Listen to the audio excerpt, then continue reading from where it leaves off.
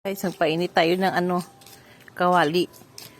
At try natin magluto ng itlog sa ganitong oras. Okay?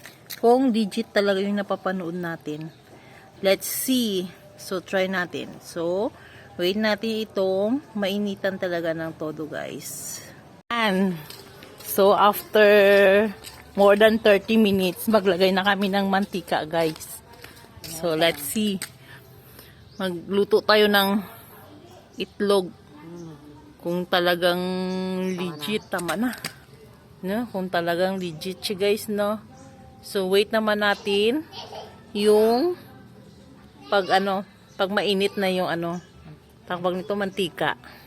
Okay. Guys, after ilang minuto, ilang oras, try natin maglagay ng itlog, mga friends. Wala man. Be, tingnan natin. Mabilin dala. Iwan natin, be, guys. Bilin taning. After 48 years, guys, nawasak man ang itlog. Wala na luto. Oh, guys, oh, wala din siya na luto, guys, oh. Scam lang pala yun, guys. Baka niluto na yun sa kalan. Tapos, nilagay lang sa kainitan. It's a joke. It's a prank. Prank lang pala nila. Loko-loko yung mga scammer na yun.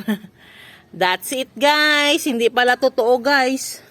Na naluto. Iluto na lang natin sa ating kalan. Luto na. Araw-araw pa kayong nalalaman, ha. It's a scam. Thank you.